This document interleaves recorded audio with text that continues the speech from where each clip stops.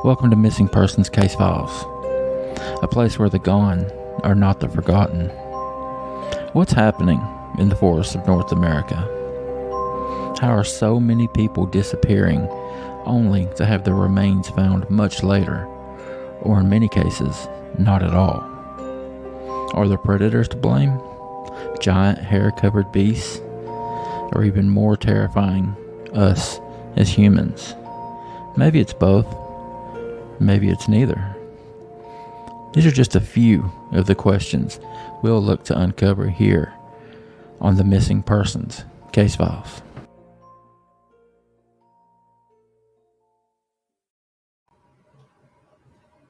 Credit for this story goes to scaredycatskeptic.co.uk. The strange case of the Todmorden UFO abduction has stumped authorities for decades. How did a fully grown man wind up dead on top of a pile of coal and 10 feet high? And how did a normal cop lose 25 minutes of his life? In the case of the Todmorden UFO abduction, many questions remain unanswered to this day. The only thing we know for certain is that the victim was 56-year-old coal miner Zygmunt Adamski, or Ziggy, as he was known to his friends. Mystery clouds the how and whys of it all. One summer day in 1980, Ziggy left his house to do some shopping in his hometown of Tingley. Several hours later, he had not returned, nor would he ever again. Lottie, Ziggy's wife, was baffled. He had been expected at a family wedding the following day, and he'd very much been looking forward to it. None of Ziggy's mining friends knew what had happened to him either. Although he had been signed off work several months prior with breathing difficulties due to a lung deformity. 5 days after his disappearance, he was discovered dead in the town of Todmorden. The fact that the two towns are 20 miles away from each other is odd enough all in itself.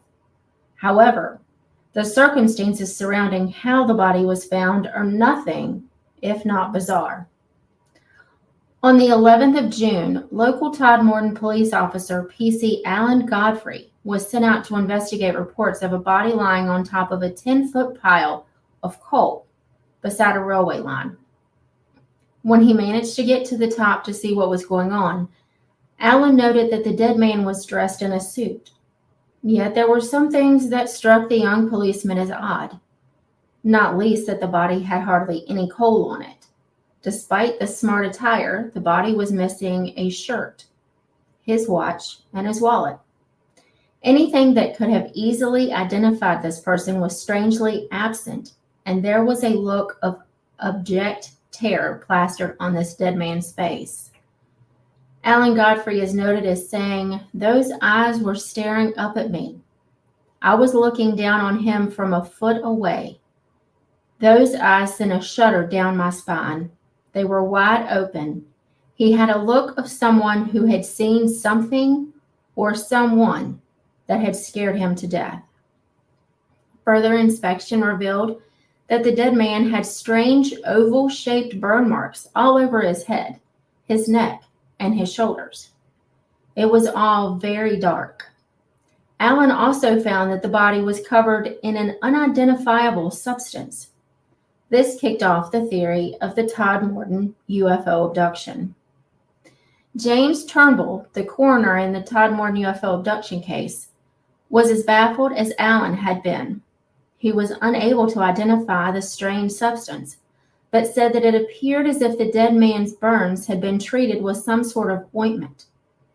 There was also only a day's worth of stubble on the chin, and the hair had been cropped roughly, as if it had been hacked at with a blunt implement. Heart attack was stated as the cause of death on the death certificate. James said that the man looked as if he had been quite literally scared to death.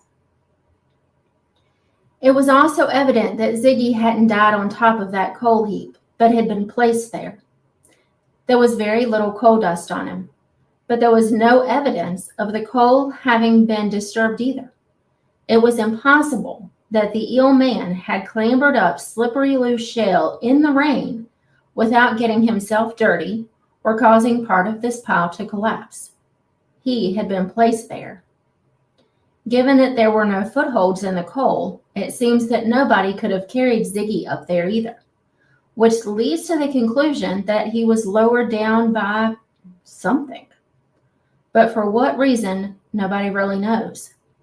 Next to a busy railway line isn't exactly a great hiding place for someone wanting to commit murder. After contacting all the local hospitals, James was still none the wiser. None of them had treated anyone with these types of burns. The ointment was sent off to be analyzed by forensic scientists. To this day, it has never been identified. This case of the supposed Todd Morton UFO abduction case remains the biggest mystery of James's career. Zygmunt Adamski was a Polish national who, like many, had immigrated to the UK during the war. He had met his wife Lottie, and they married in 1951. By the time of his disappearance, Lottie was wheelchair-bound and relied heavily on Ziggy's help. Because of his wife's situation and his own health issues, Ziggy had applied for early retirement. He had initially been denied, but the decision had been appealed. Sadly, the decision to grant Ziggy's request arrived in the post the day after he went missing. His failing health, though, makes it incredibly unlikely that he could have climbed to the top of a greasy coal pile 10 feet high without help, especially given that it had been raining the day he went missing. Ziggy and Lottie were inseparable, completely devoted to one another. So when Ziggy went missing that fateful Friday, his family were convinced he hadn't been suffering from depression and hadn't had any reason to disappear. At the time of his disappearance, the Adamskis were entertaining visitors. Ziggy's cousin and her son were over from Poland. They had been out shopping in Wakefield during the day and then sat down to a chippy tea. He had run through the speech he had prepared for his goddaughter's wedding the next day. Everyone present said that he had been in high spirits. At 3:30 p.m., Ziggy realized that they were running low on potatoes in the house and said he was going to nip out to the shop. He spoke briefly to a neighbor who was outside cleaning his car and then continued on his way. But he never made it to the shop. Later on that evening, Lottie made a call to the Wakefield police station to report her husband missing. Despite an investigation and an appeal in the local paper, the police drew a blank. Ziggy had vanished without a trace. Who could have known that the disappearance of one man would become the basis of the Todd Morton UFO abduction case? When no satisfactory answers were found for why Ziggy would be found in the state he was, the newspapers went wild. They headlined "Amazing UFO Death Riddle" in the Sunday Mirror. It's not quite the knee-jerk reaction it seems. In the weeks leading up to the tale of the Todd Morton UFO abduction, there had been several reports to newspapers and the police about orange fireballs and other UFOs sighted across West Yorkshire. This activity seemed to be occurring mainly in Bradford, Halifax, and Todmorden. While some of these sightings were explained as aircraft, atmospheric phenomena, and flares used by moorland rescue teams, a few are still unexplained. This continued to happen for some time after Ziggy's disappearance. We are still unsure as to what caused them. Alan Godfrey couldn't forget the case of Ziggy and the supposed Todd Morton UFO abduction. Yet he couldn't have known that he too would become an integral part of the case in a way he could have never anticipated. On Friday, 28th of November, 1980, Alan Godfrey, our trusty Bobby, was on night patrol. He was driving on Burnley Road out of Todmorden after receiving a report of escaped cattle on a housing estate. As he was driving, he became aware that there was a strange oddity on the road up ahead of him. Thinking it was a crashed bus, he slowed the car to a crawl and drove closer. But on nearing the object, he stopped the car. This was no bus. In the sky up ahead, hovering about 5 feet from the ground, he could see a very large aircraft. not quite believing what his eyes were seeing. The aircraft was diamond-shaped with a row of lights on the top. Alan estimated that the UFO was 20 feet across and 14 feet high. It was spinning slowly, and the leaves on the road were spinning in the opposite direction with the force. Godfrey said, "It looked very real enough that if I had gotten out of my car and thrown a brick at it, it would have made a clang sound." Too scared, though, to get out of his Ford Escort Panda car, Alan picked up his police radio and tried to call for backup. But his radio wasn't working. He turned on the blue lights and tried his personal police radio. Nothing there either. Being the professional police officer he was, he decided that the best course of action was to take out his notebook and make a sketch of the scene, just like he would have done in the case of a road traffic incident. But as he was sketching, there was a brilliant flash of light, and then the next thing Alan was aware of was being sat in the car 30 yards from where he had originally been. When he checked his watch, he was astonished to discover that 25 minutes had passed and he had no idea what had happened in that time. Bizarrely, Alan also noted that one of his boots was split and his foot was itchy. He took his boot off and saw a strange red mark on his foot. He decided to return to the scene of the crime and saw that the road where he had seen the UFO was bone dry. It had been raining, and the rest of the road and everywhere around in either direction was shiny and wet from the rain. If that wasn't strange enough, Alan then saw that the cows he had initially been called out for were all congregated in a park at the side of the road. They hadn't been there before. When Alan returned to the Todnick, or the Todmorden police station, he recounted his tale. His colleagues were very unsure as to what to make of his tale. Most of them were skeptical, and he was even ridiculed by the same. But he couldn't forget the incident, and on the advice of a friend, booked himself a hypnosis session. Under hypnosis, he recounted a strange tale.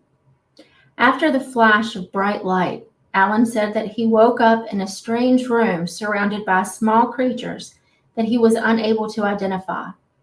He also said that there had been a tall humanoid creature with a beard in the room.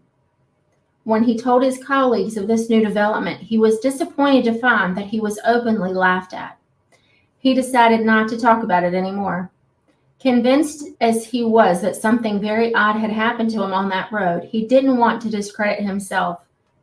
Several weeks later, a very dejected Alan was called into his inspector's office.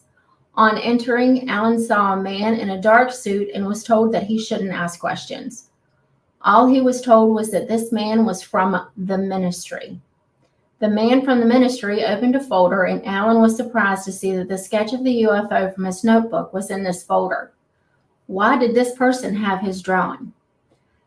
Alan wasn't allowed to see what else was in the rest of the folder, but was told his accounts of his interaction with the UFO and his report on the Adamski case were in there. He was ordered to swear under the Official Secrets Act not to speak to the media about any of the things that he had witnessed, especially given their interest in the Todmorden UFO abduction. Being a gruff Yorkshire man, Alan begrudgingly agreed and left the office. After that encounter, the ministry man kept showing up wherever Alan was. He was clearly being followed. A few days later, Alan was in his local pub having a pint when the mysterious man appeared next to him, at which point a very distressed Alan told him to bug off. Surprisingly, the man disappeared after this. Alan's theory is that the man was an agent sent to spy on him. Others have speculated that the man could have been a representative of West Yorkshire Police, sent to dissuade him from drawing media attention to the force.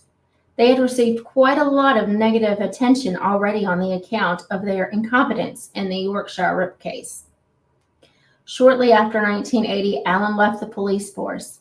He was in a serious state of depression and had started self-medicating with whiskey. His marriage fell apart and he ended up living in a friend's attic, utterly destitute. Luckily, Alan met his second wife, Catherine, as she encouraged him to talk about what happened. They married in 1995, and Alan's life began to pick back up again. Alan is now something of a celebrity about Todd Morton and happily talks about his experiences. Some years after all of this, the MOD released all of its documentation on UFOs, but Alan is very quick to point out that they have never released his. He is convinced that they're still hiding something. While the MOD have admitted that UFOs have been spotted over the years, it is very important to note that UFO just stands for unidentified flying object and include a myriad of anomalies. The MOD has never announced the existence of aliens from other planets, which is a very different thing. These two cases seem entirely unrelated until you take into account the fact that the man from the ministry talked about them in the same breath. I agree that the man from the ministry was probably a hub from West Yorkshire police trying to contain a situation which might make the force look even more like idiots. Given the state of the Yorkshire Ripper case, it seems more likely, in which case the Adamski case is unrelated to Alan's encounter. Not being able to solve the case of the murder of Ziggy would further reiterate to the public that the police were incompetent. They were already making a laughingstock of themselves in the Ripper case, and people were scared. In addition, a member of the police claiming to have been abducted by aliens would have added another layer of clown shoes to the West Yorkshire Police's reputation. They just didn't want bad press. So having separated the two stories, I can honestly say, who knows in the relation to Ziggy? That one is a real mystery. But there was obviously a series of unfortunate events that took place there that we will never know of.